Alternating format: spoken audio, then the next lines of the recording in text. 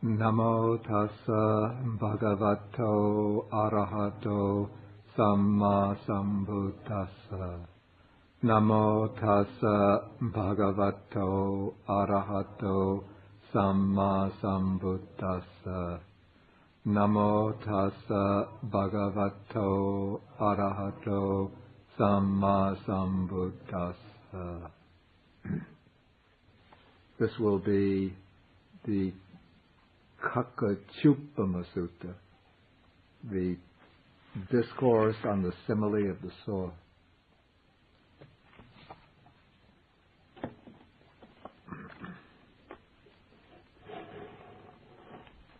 And the theme of this sutta is how to practice patience, especially in the face of attack and criticism by others. Is the recording machine on? They were being okay. I'm accustomed to seeing little tape recorders here. Okay, so this sutta opens because of a specific incident. It said that there are some suttas which the Buddha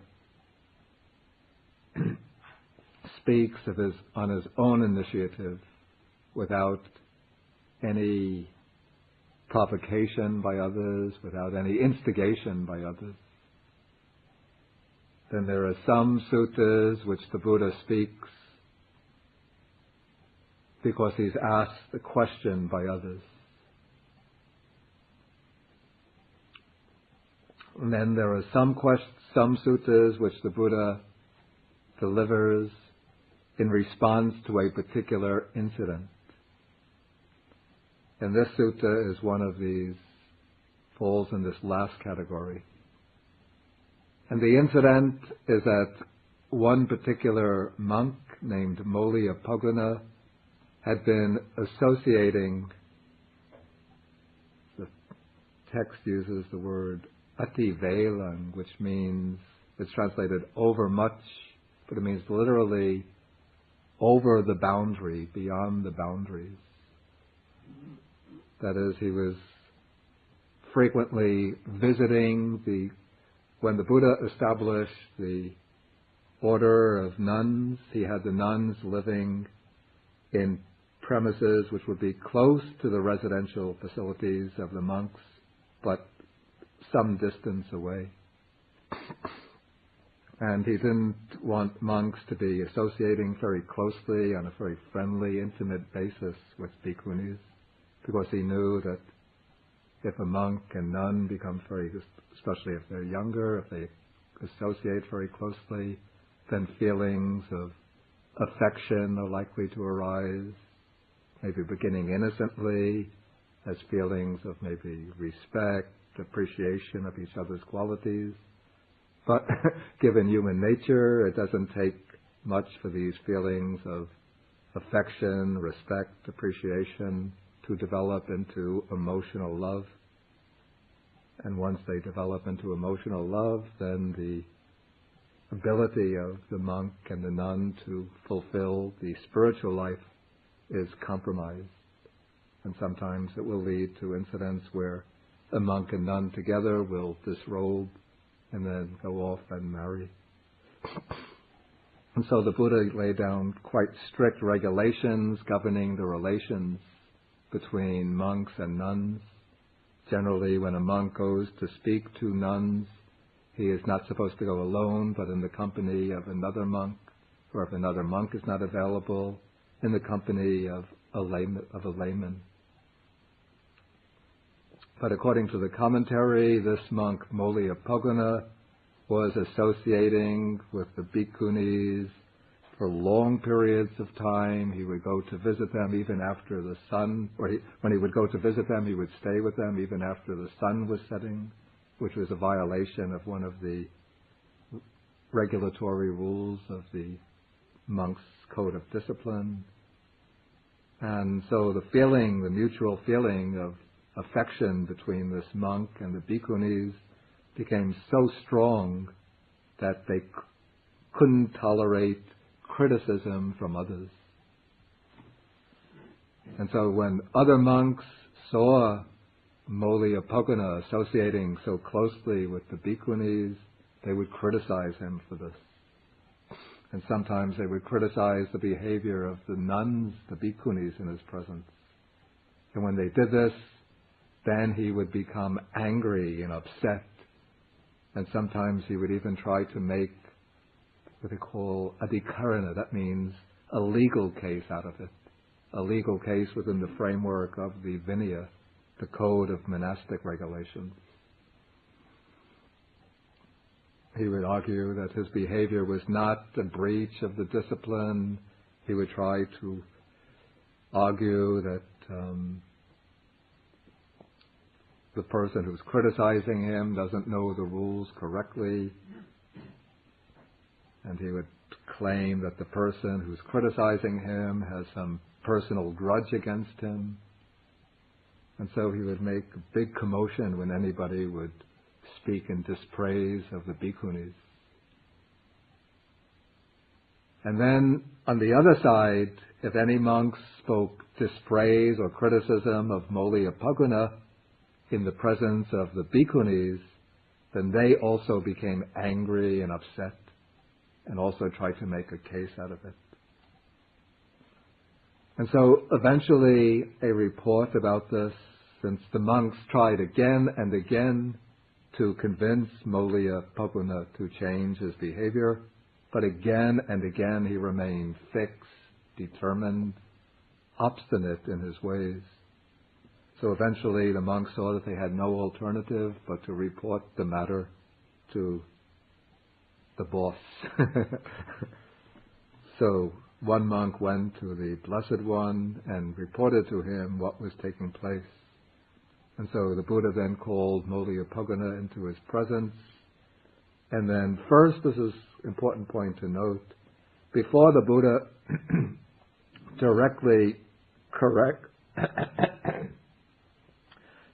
criticizes and corrects Maugaputta, first he asks him if this report about him is true. So the Buddha follows a correct legal precedent, protocol here. He doesn't harangue the monk at once, but he asks him if the criticism that's being voiced about him is correct. And so Maugaputta has to admit that this is the case. Okay, then the Buddha comes into the main theme of the sutta. Well, first the Buddha points out that it is not proper for himself, as one who has gone forth, that is, who has renounced the worldly life, had a faith from the home life who's gone forth had a faith from the home life into homelessness. It is not proper for him to be associating so closely, so intimately with the bhikkhunis. Then he says that if anyone speaks dispraise of those bhikkhunis in your presence, you should abandon any desires and any thoughts based on the household life.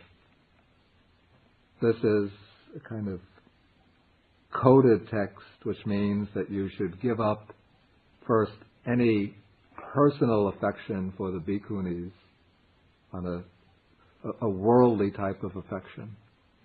One can, of course, and should have affection for them as being sisters in the Dhamma, but one shouldn't have this worldly attachment to them of such a type that when others criticize them, one becomes angry and upset. Okay, and then the Buddha gives him the instructions for maintaining patience and equanimity in the face of provocation by others. Okay, the Buddha says, this is how you should train yourself. The Buddha says, this is how you should train yourself. My mind will be unaffected, and I shall utter no evil words. I shall abide compassionate for his welfare, with a mind of loving kindness, without inner hate. That is how you should train yourself. Okay, so this is the method when somebody is criticizing another person who is you have affection or admiration for, naturally the mind will start to become agitated and upset. One will get angry and will be disposed to speak angry words, to answer back the person who's attacking the third party. But in the first instance, one has to keep control over the mind. And the main instrument for doing this, though it's not mentioned in the sutta, is mindfulness or sati.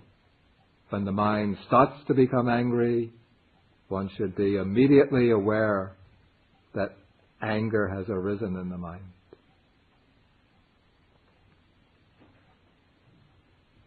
And when one applies mindfulness to observe the initial stirring of those angry thoughts, then the angry thoughts don't have the opportunity to gather enough force, enough momentum to break out in angry speech.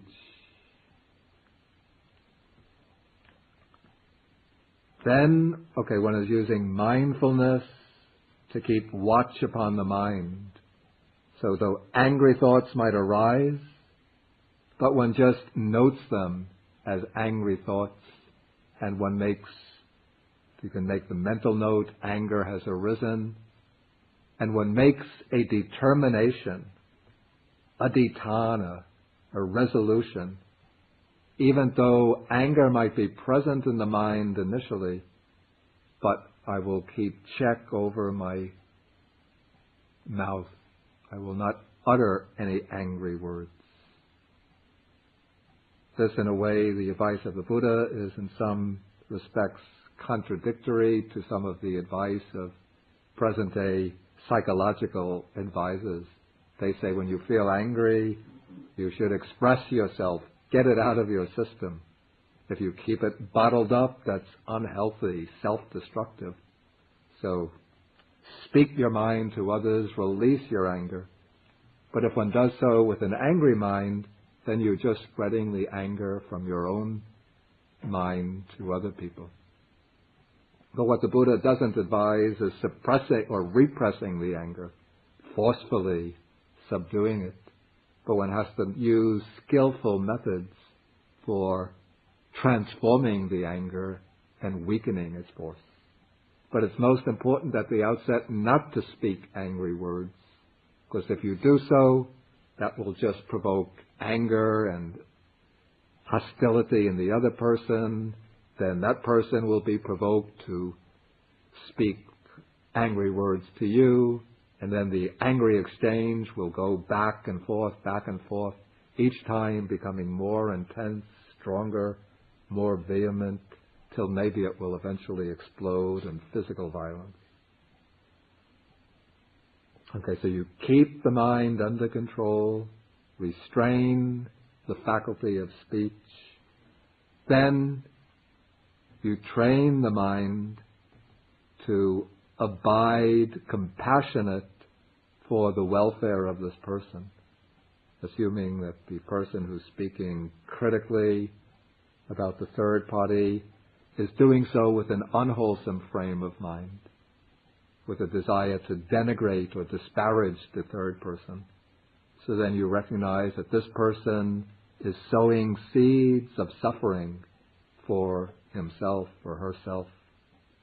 And so you generate a mind of compassion, feelings of compassion for that person. And then you generate a mind of loving kindness. This is metta, the wish for the welfare and happiness of that person. And in any case, you keep the mind free from inner hate. So this is how, the Buddha says, that is how you should train yourself. This is the first instance, is where somebody is speaking dispraise of the bhikkhunis. Now the Buddha goes on to build up the scenario.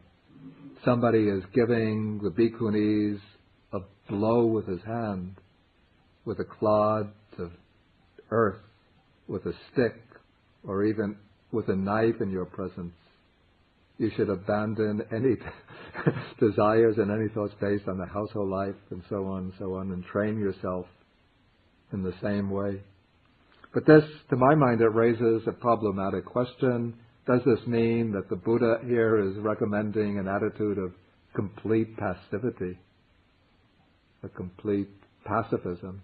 And if that is the case, it seems almost to lead to a position of irresponsibility. If there are some people who are innocent, harmless people, and somebody comes and tries to harm them, and you are a stronger person capable of stopping them, should one just stay by passively and watch them inflict harm to these people and think the Buddha says I shouldn't do anything to prevent that person from harming these innocent people? Do I just radiate them? Suppose a man comes along with a knife and is threatening to stab the bhikkhunis. Do I just stand there passively and think, may this assassin be well and happy, may he be free from suffering?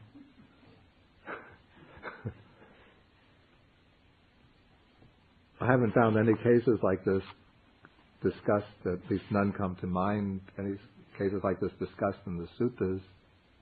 But it seems most Buddhist teachers that I've spoken to or that I've heard discuss an issue like this say that one should act in such a situation, and even act forcefully if necessary, to prevent the aggressor from committing harm to innocent people. If the person is speaking, say, roughly to the innocent people, you could tell him, don't speak like that to these people. Your criticisms are unjust. Or if you want to criticize them, if you have some basis for your criticism, you should speak to them gently and softly and point out their faults with a mind concerned for their welfare. But you shouldn't speak to them roughly and bitterly.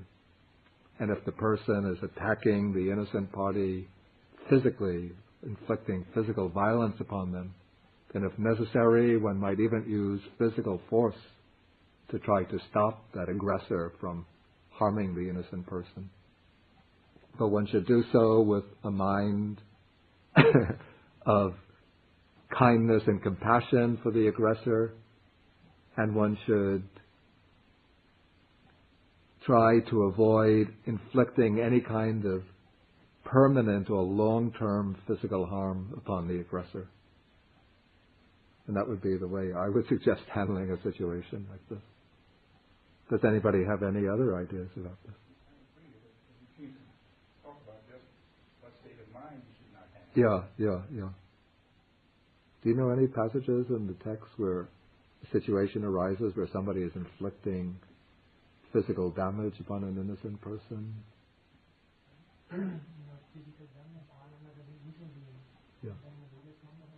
Yeah.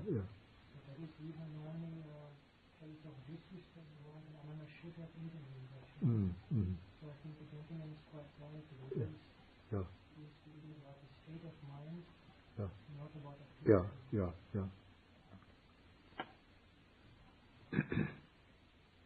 Okay, in the first part of this teaching, the Buddha deals with a case where somebody is attacking a third party, attacking them either verbally or physically. And now the Buddha directs the line of reflection to the person himself. It says, if anybody speaks dispraise in your presence, I think that means dispraise of you, you should abandon any desires and any thoughts based on the household life.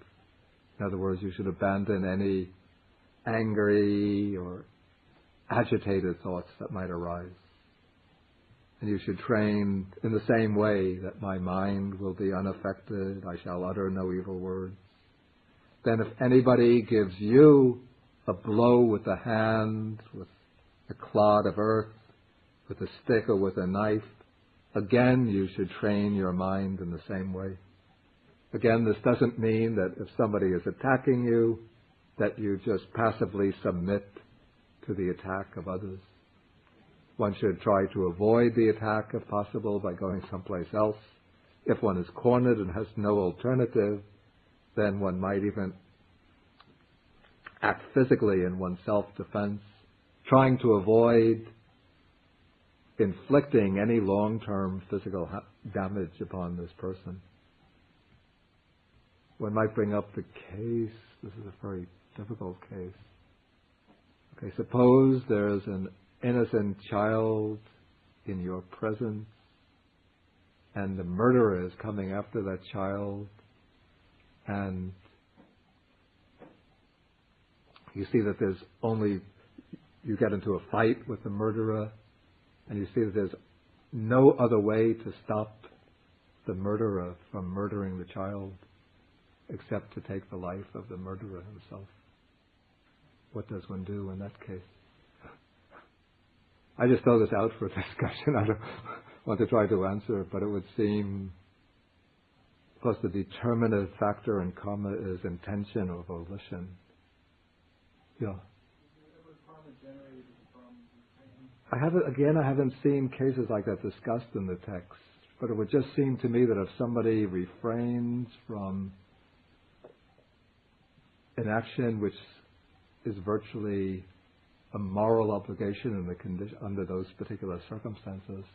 If you can take the life of the murderer with the intention of saving him from his own bad karma, then offset whatever negative karma there may be. It wouldn't be a wholly black karma that you're generating. But if you do nothing and refrain, maybe you're angry at the murderer. And you refrain from murdering him. Do you generate any bad karma for that saving? Because you didn't do anything. I have to say that particular type of question, I've never seen it discussed explicitly in the text. But it would seem to me that a person who would refrain from saving the life of an innocent child who's being attacked by a vicious murderer would have a very morally blameworthy character. I agree. It seems self-evident, but you're right. This is not describing it. Okay, anyway, let us go on. Okay, so again, if somebody comes and attacks you with a knife, then you should abandon any desires, any thoughts based on the household life, but you should train thus. My mind will be unaffected, I shall utter no evil words, and you permeate that person with compassion, with loving kindness, and restrain any thoughts of hatred. Okay, now the Buddha seems to shift the topic of discussion, but the commentary explains that even though the Buddha had given this advice to Molliya Pogona, but Molliya, instead of accepting the Buddha's advice with appreciation and agreeing to comply with it, remained quite obstinate in his determination to continue behaving in the same way. So he wasn't willing to change his behavior and to conform with the Buddha's advice. So now the Buddha refers back in time to an incident when he was able to give the monks just simple advice, and just by giving them that advice, they immediately would comply with it. And so he speaks about a time when the monks satisfied my mind, and I explained to them that I take my food in a single session, just in one meal a day. And by so doing, I am able to maintain good health and to live in comfort. And so now the Buddha is instructing the monks that they too should take their meals at a single session, and they too will enjoy good health and a comfortable abiding. That is, in the early days of the Buddha's ministry, the Buddha had not laid down any regulations fixing the time for the meals. But the Buddha himself made it a practice just to take one meal a day in the forenoon. And I would think that generally those monks who followed the example of the Buddha would also take one meal a day in the forenoon. They would go on their alms round in the morning or after the sun, rose, collect enough food to sustain them through the day. Then after that meal, then they would only partake of liquids through the rest of the day. But other monks were free to go on alms rounds several times a day. Whenever they wanted, they could eat in the afternoon, in the evening, at night. But then the Buddha gave this advice that the monks should eat only in a single session. That was his advice. But he didn't make it a rule that monks have to eat only one meal a day. But he laid down a fixed period during which monks should take their food. That is from daybreak up to midday. And then he laid down one of the Vinaya rules that monks should not take solid food after midday.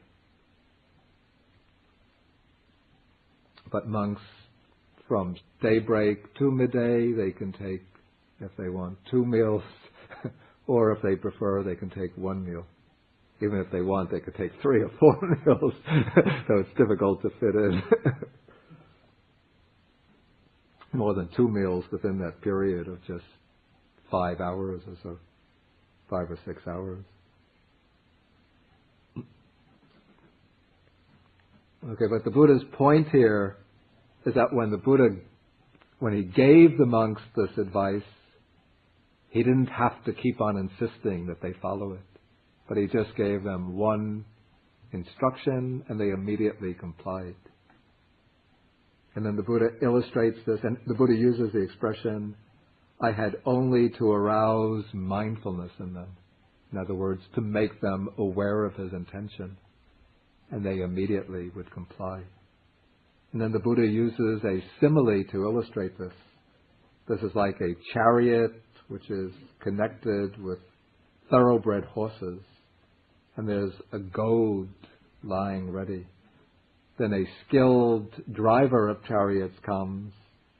He gets into the chariot, picks up the reins in one hand, the goad in the other, and he just gives a little shake on the reins, and the horses immediately start moving. And they'll go in any direction he steers them in.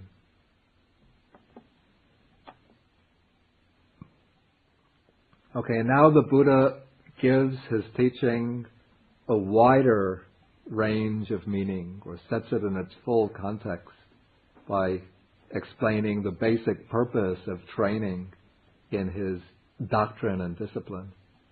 The basic purpose is to abandon unwholesome states and to cultivate wholesome states. The unwholesome states, these are all mental states which are connected with the defilements or kilesas. Any types of states of greed, aversion, or ignorance, or any of their offshoots. And so the first purpose of leading the spiritual life is to abandon, to overcome, to eradicate these unwholesome states, and then to cultivate the wholesome states, the virtuous, purifying states. These would be the states which are collected into the 5 spiritual faculties, the 7 factors of enlightenment, the Noble Eightfold Path. And so it is when all the unwholesome states are abandoned and all the wholesome states are fully developed that one reaches fulfillment in the doctrine and discipline. And again, the Buddha uses a simile to illustrate this. He compares it to a person who is taking care of a grove of sal trees.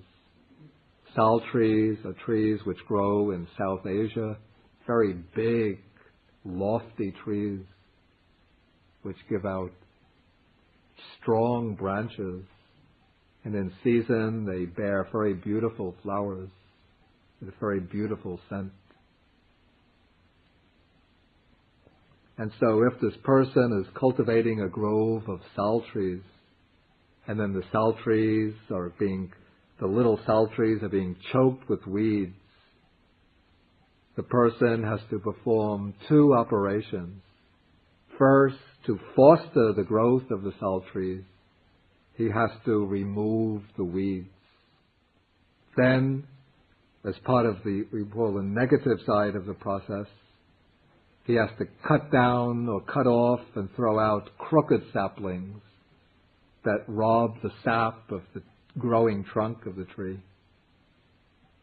And then he has to clean up the inside of the grove. Then the positive side of the nurturing of the sal grove is to look after the growth of the well-formed saplings, to see that they grow properly, to provide them with fertilizer, with sufficient water. And if he does so, then month after month, year after year, the sala trees will grow up strong and healthy, and will send out their branches and will bear their beautiful flowers.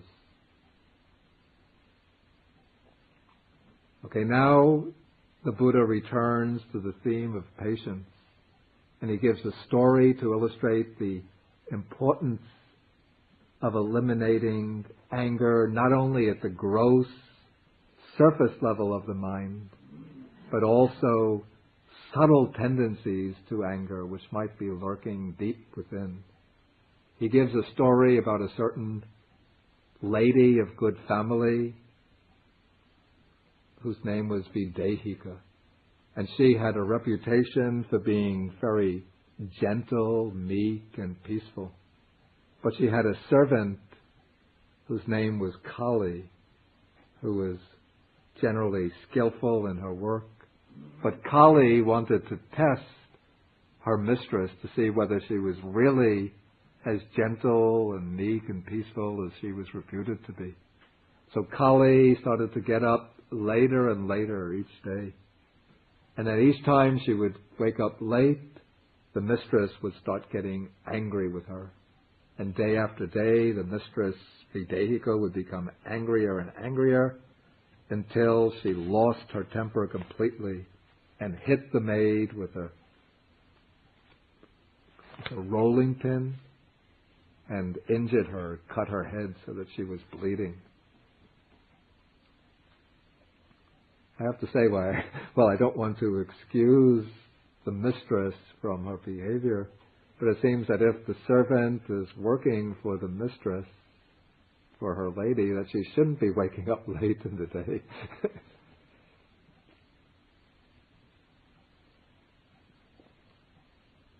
Okay, so now the Buddha applies this to the case of a monk who might have, on the exterior, he might appear to be very gentle, extremely meek, very peaceful, as long as he is not touched or attacked by harsh types of speech.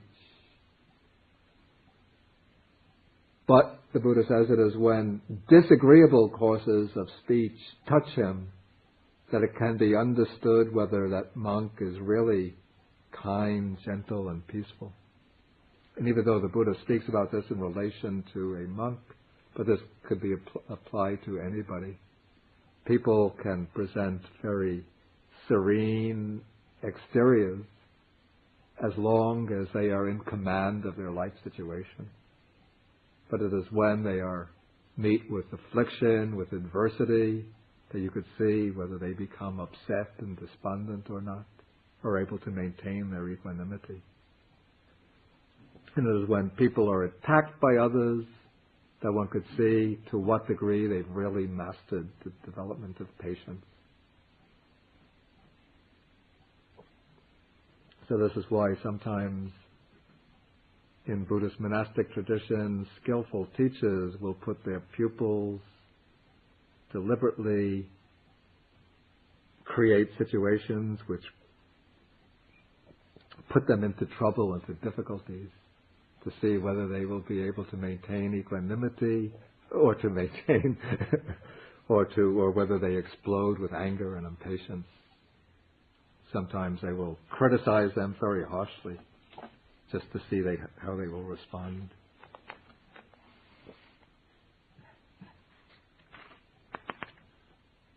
Okay, next the Buddha speaks about 5 types of speech which others might use when they speak to you.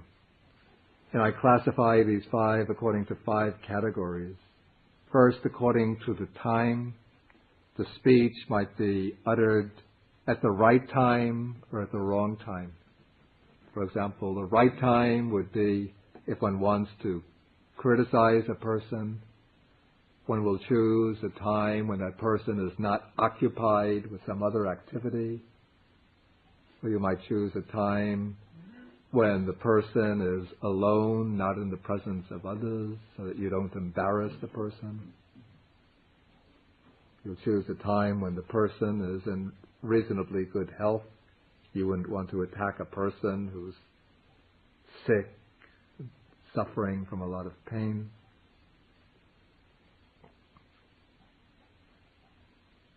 And then the wrong time for speaking to a person would be when that person is engaged in activity, or when the person is sick and indisposed, or when the person is in the company of others. If you come to a person when he's surrounded by his friends, and then you point out that you forgot to sweep the floor this morning, why don't you attend to your duties properly? Then the person becomes very upset. So the proper time to address the person is when you're alone with him. Unless you know the person is an aggressive person, then you might have to come with somebody else to speak to him. Okay, then when you speak to somebody, especially when you're criticizing that person, you have to speak about something that is true, not malign the person with false rumors that might be spreading about him. And if you're unsure whether the criticism that's being voiced about the person is true or not, then you can inquire, is this report correct?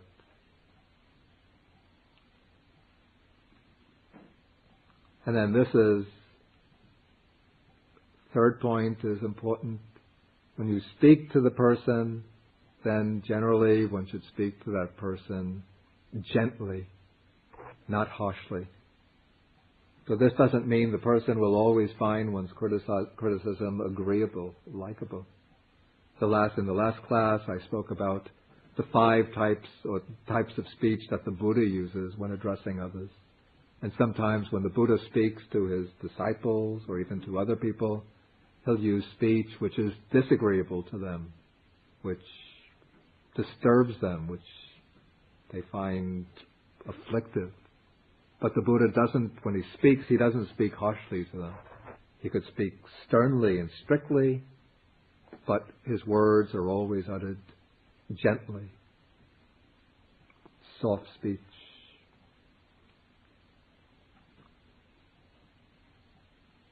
Okay, then when one speaks to others, one's speech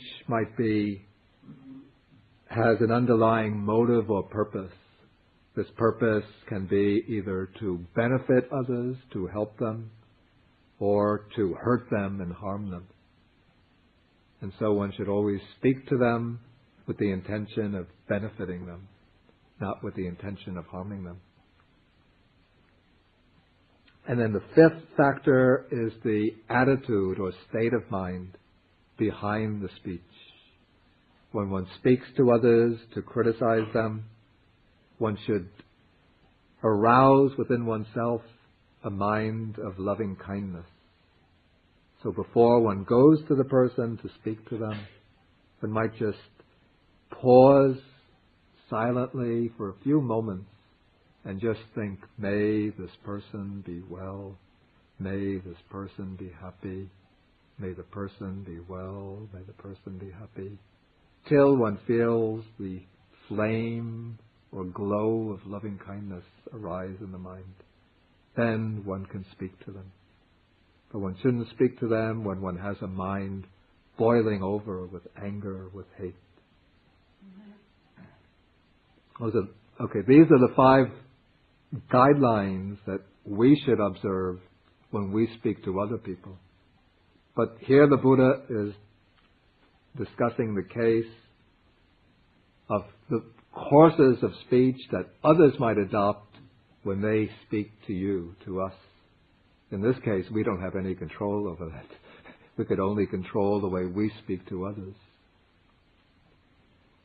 And so here the point that the Buddha wants to make is that when others speak to you, whether they speak at the right time or the wrong time, whether they say what's true or what's false, whether they speak gently or harshly, with the intention of benefiting us or harming us, whether they speak with a loving mind or a hating mind, still one should maintain this reflection that helps one sustain patience. That is, one reflects or trains oneself. Our minds will remain unaffected. It's unaffected by hatred, by anger. And we shall utter no evil words. We shall abide compassionate for their welfare, with a mind of loving kindness, without inner hate. Then the Buddha goes on to develop this theme. First, the Buddha says, we shall abide pervading that person with a mind imbued with loving kindness. And then starting from that person, one expands the mind of loving kindness until it becomes all-encompassing, all-embracing, so that one can expand the mind of loving kindness until it includes the whole world, and then one is pervading the entire world with a mind suffused with loving kindness, abundant, exalted, and measurable, without hostility and without ill will.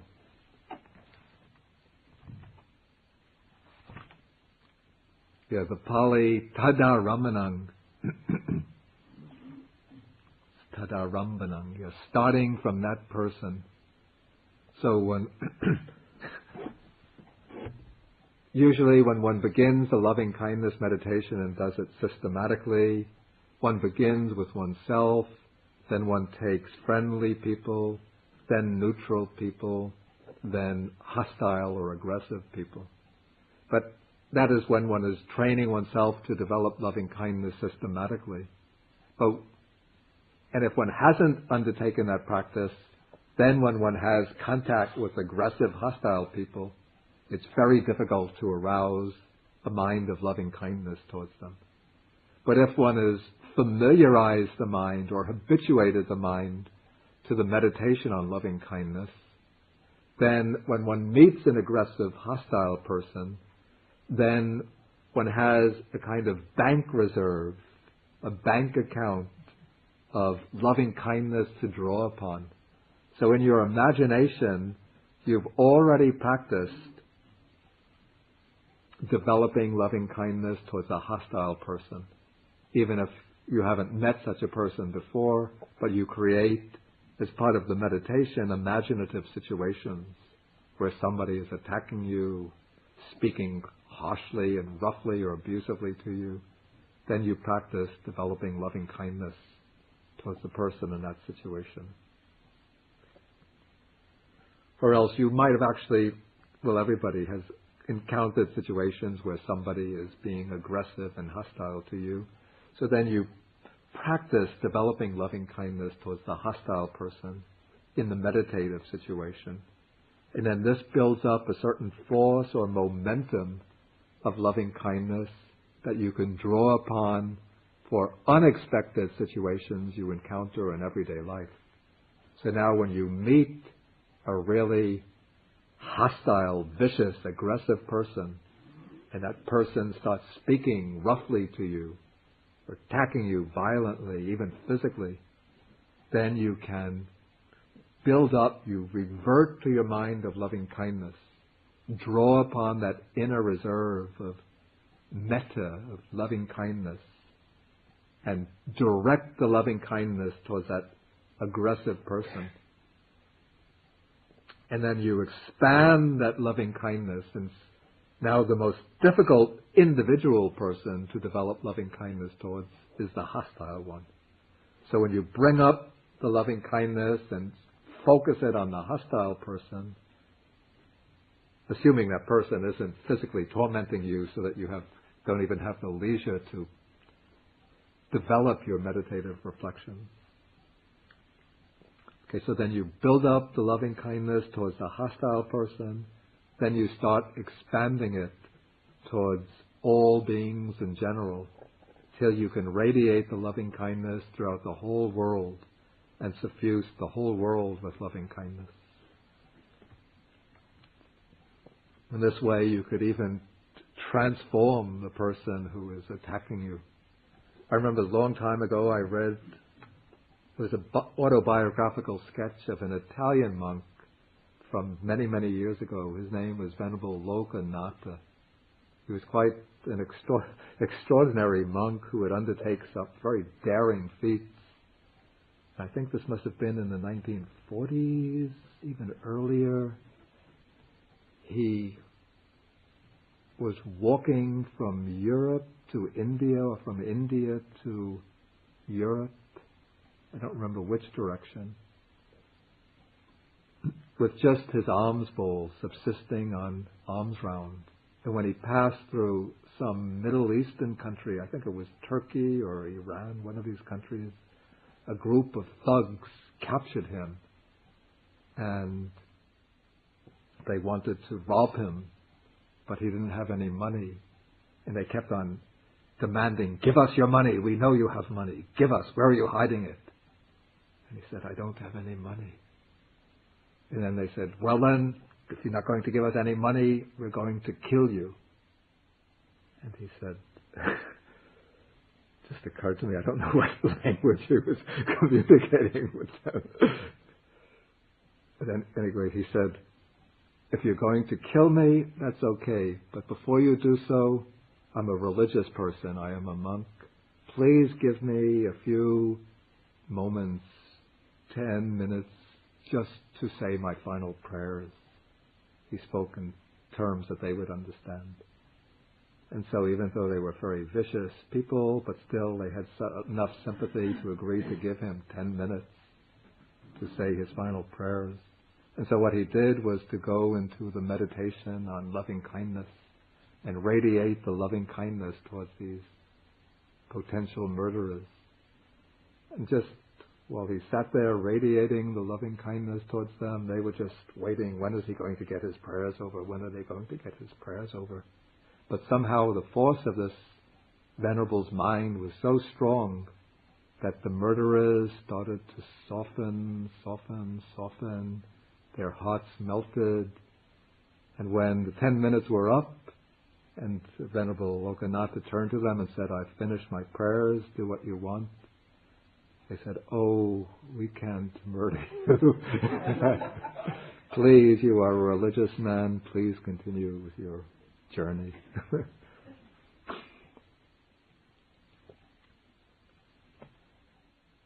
Okay, so now to illustrate the quality of this mind of loving kindness that has to be developed, the Buddha brings in 4 similes. Again, they're 4 very wonderful similes. The first is that of a man who comes along with a hoe, or perhaps the word means a shovel and a basket, and he thinks he's going to dig at the earth. And by digging away at the earth, he's going to eliminate the earth. I'm taking one scoop after another, I'm going to get rid of the earth. I remember in my childhood, my parents told me that we were living in New York. China is on the other side of the earth. So I thought, I want to go to China.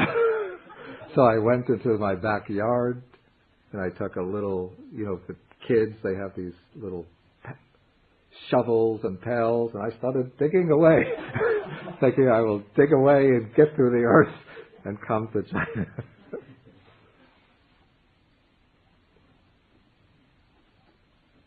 Took me about 50 years to get there, not by digging, But by going through the rest of my life till last September, October, we wound up in China.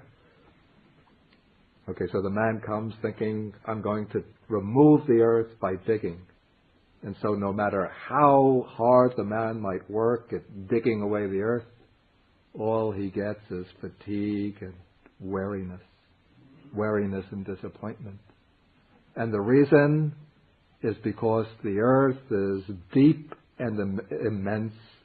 It is not easy to remove it. It's not really possible to remove it by digging it away. And so this is the quality of loving kindness that one should develop with one's mind. One should develop a mind which is as vast and as deep and immense in loving kindness as the earth. So if somebody comes and attacks one with angry words, with vindictive speech, with physical violence, one's mind is no more disturbed, no more perturbed. Then the earth can be removed by digging it away with a shovel. The second simile is that of a man who comes along with some buckets of different colored paint and a paintbrush and thinks, I will draw pictures on empty space. And so he takes his brush, puts it into the bucket of the red paint, starts painting. Maybe I will paint landscape, starts painting the ground. Then he goes for the green paint, thinks I'll paint some grass. Takes some blue paint, I'll paint the sky. Goes for the white paint, I'll paint some clouds. Goes for other colored paint, paint some figures in the picture. But all the time he's drawing this picture not on a canvas, not on a wall, but just on space. And so will that man be able to make pictures appear on space? And of course the monks say, no. And the reason is because empty space is formless. And the Pali word here, it's an interesting word, anidasana, that it doesn't manifest anything. It's not a suitable vehicle or surface for manifesting pictures. And so again, the man who comes to paint pictures in empty space only becomes weary and fatigued and disappointed. So in the same way, when other people come and attack a person who has developed a mind of boundless loving kindness, so they speak bitter words, but there are no ripples of anger in the mind of the loving person. So they speak angry words, again, no ripples and waves of anger. So they speak cruel words, no ripples or waves of resentment appear. The mind just remains even, calm, poised, and bright and radiant with loving kindness. Okay, then the third simile. A man comes with a blazing torch and he approaches the river Ganges and thinks he's going to evaporate the river Ganges, to burn it up, to make it disappear with the fire from this blazing torch. And so he comes to the river Ganges, he holds the torch over the water of the river, thinking, evaporate river Ganges, disappear river Ganges. Then he might even thrust the torch into the river, thinking, this way I'll make it disappear. But his torch goes out. He lights it again, tries again and again and again, but no matter how hard he tries, he can never make the river Ganges evaporate and disappear. And so in the same way, when a person has developed the mind of loving kindness, other people might approach you with their own blazing grass torch, that is, their minds flaming with anger and hatred. and they speak angrily to you, bitterly to you, aggressively to you, harshly. But just as the river Ganges doesn't evaporate and disappear, so your mind of loving kindness doesn't disappear, but the mind remains balanced, poised, calm, settled, composed, and still cool, cool, and moist with loving kindness.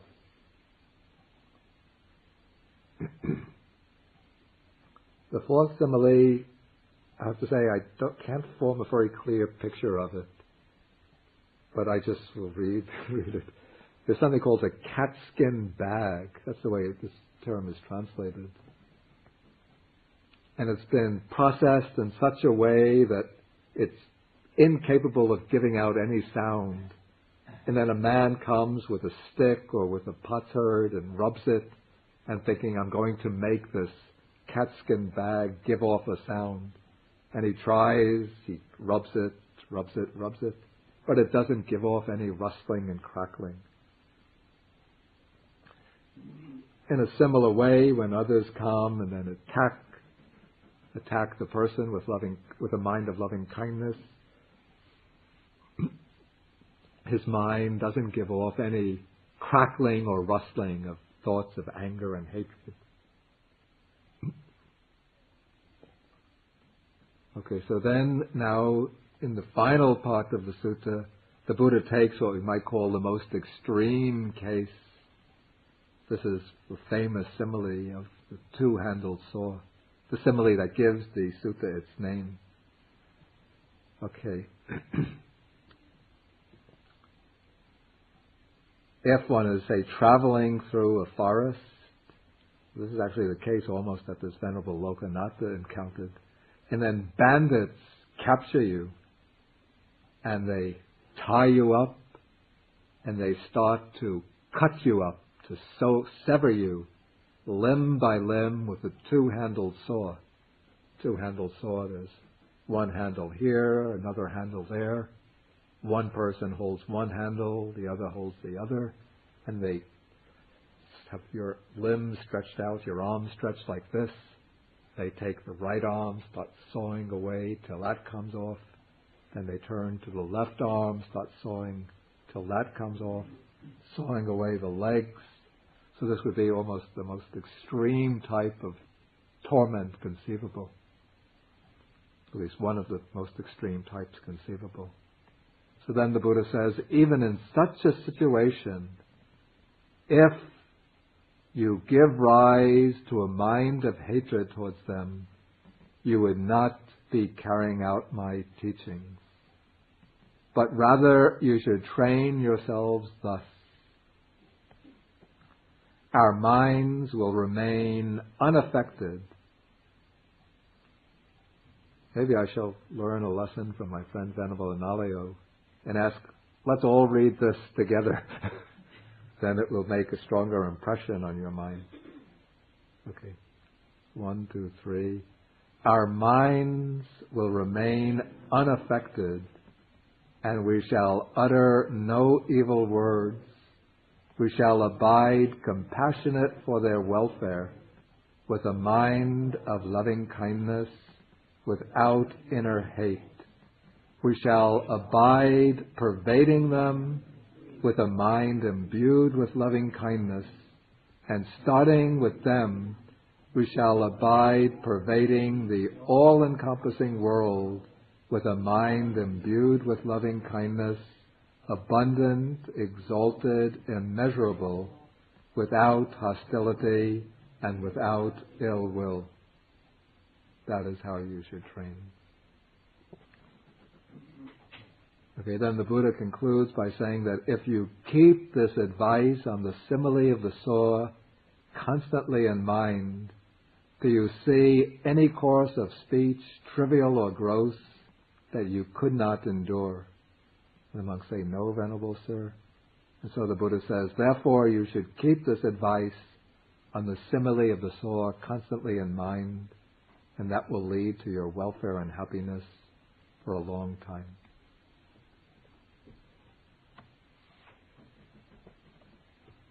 and that is the sutta. In a way, this advice of the Buddha has been a guideline for Buddhists through the centuries. So when Buddhists in different periods have been persecuted by followers, say, of other religions, even during the medieval period when missionaries from other religions came to Buddhist countries and tortured and killed Buddhist monks, the Buddhist monks would not rise up in violence and retaliate and fight forcefully against them, but they would be guided by this principle of patience, forbearance, endurance, harmlessness, and generally what served as their exemplar, as their guideline, would be the simile of the sword, which is very, very well known in the countries of Southeast Asia. Okay, any questions, comments? Yeah. Yeah. Yeah. Yeah.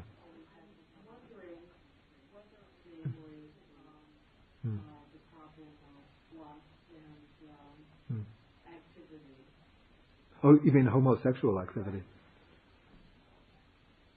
I don't recall any passages which address that problem specifically, except that within the Vinaya, the Vinaya Pitaka, it discusses it's called the first Parajika offense, is the offense, the first type of offense leading to expulsion from the order. And that is Metunadama, sexual relationship. And cases are reported in that part of Vinaya of a monk who has sexual relations with women, and that is the initial case which induces the Buddha to lay down this rule of discipline. Then other cases come up of monks who have homosexual relationships, and in those cases too, the Buddha says, whether it's a woman, a man, or an animal, doesn't matter, but if there's any penetrative intercourse, then it's the grounds for expulsion. And then there are also, under the cases of Sanghadisesa, these are cases of sexual contact which are not penetrative, so they do not lead to expulsion. But again, whether it's heterosexual or homosexual, it's an offense. Any further questions? Yeah, sure. Yeah. Yeah. Yeah. Yeah. Yeah. Okay, that's good. Okay. Actually, I thought it would take longer to get through the sutta, so I skipped over that passage, which just seems to rephrase in a somewhat different way points made earlier. Okay, here the Buddha is speaking about, or contrasting two monks. One monk complies with advice, that is, he's easy to admonish because he has some ulterior motive. He wants to get some benefits, external benefits, to get gifts of robes. He knows, for example, a junior monk, that if he accepts the advice, the instruction of a senior monk, then maybe the senior monk will give him a robe as a gift. Or if the senior monk gets some especially delicious alms food, we'll give him an alms food. Or if he's shown to be very meek and humble, when they're giving out rooms or cottages, he'll get a nice cottage, and so on.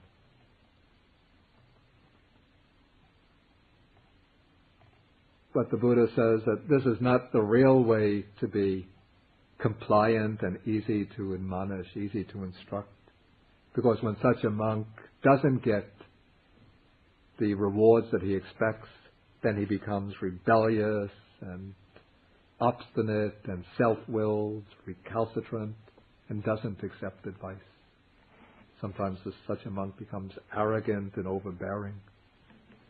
But the Buddha says that the true way that a monk should behave is that he should make himself easy to admonish, easy to instruct, because he honors, respects, and reveres the Dhamma.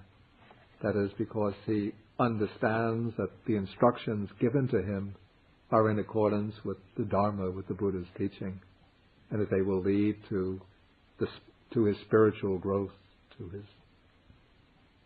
growth in wholesome qualities. And so he sees that to comply with this advice will be beneficial to himself. And because he understands that this will be truly beneficial, not because he'll get some external rewards, but because he will be able to train his mind more efficiently to attain real wisdom and understanding, and eventually to gain realization of the Dhamma. And so accepting this advice for the purpose of making progress in the Dhamma, that's what it means to accept the advice out of respect and reverence for the Dhamma. Is that clear? Anything to add? I have a comment. Yeah, good. Speak up. I have seen and heard cases where people abuse wrongly use the similes of the Sutta, especially that part, when disagreeable course of speech touches him, and it can be understood whether that bhikkhu is really kind, gentle, and peaceful. Yeah. So a lot of people like to test other people's water. Yeah.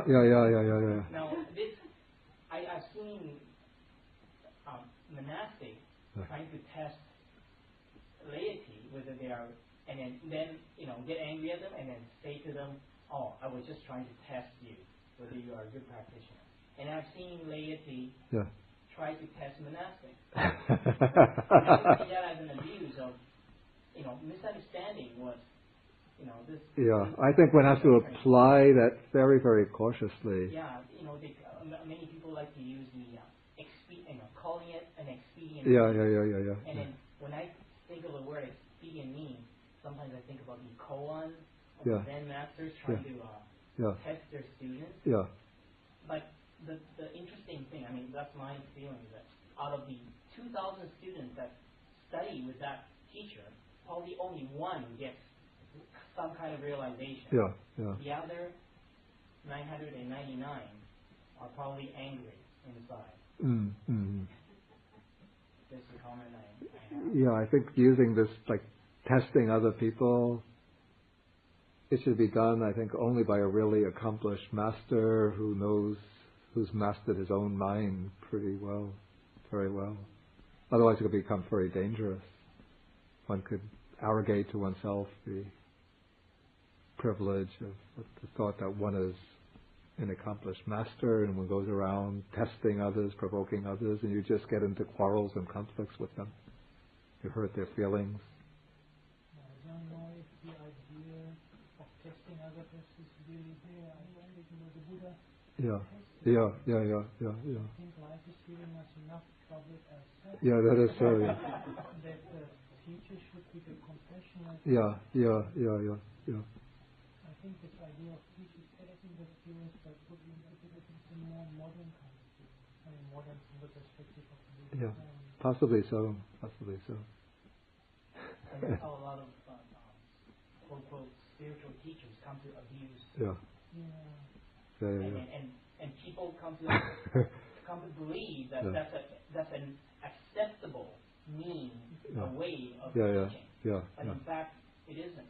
We see it in the suttas, and never tell you that to speak harshly is so that to push someone on the path. I know I've heard stories about some of the achans, the masters of northeast Thailand, who sometimes speak it seems quite roughly to their pupils, as a way of sometimes testing them, or at least the ostensible purpose is to help them to develop patience. I remember my first Buddhist teacher sometimes used to go and drink beer and say that this is his way of testing my patience. And I thought I would test his patience. Sometimes like going and hiding his fear. But he got angry at me.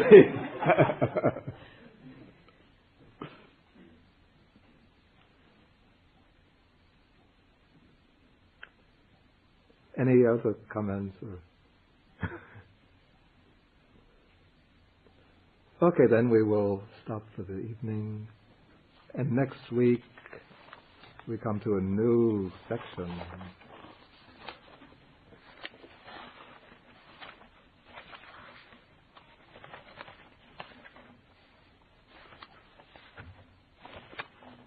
It's the Chula Kama not the Mahadukkha Kanda Sutta.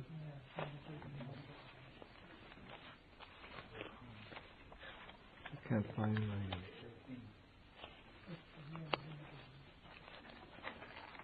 I put it on the back.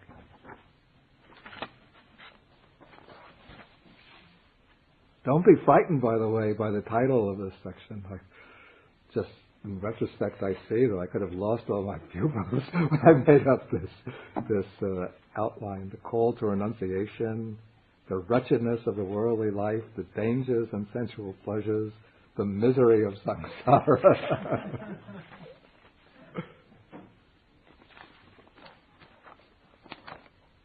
There'll still be a fair number of jokes and many beautiful illuminating similes from the sutta. So please come. Does everybody have that sharing of merit sheet? Everybody has it. Let me see that I make sure I get the right sheet. Okay, so we share the merits in closing.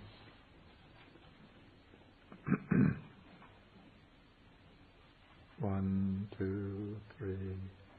Akasata chabumata deva naga mahedika punyantang anumoditva chirang rakantu sasanam.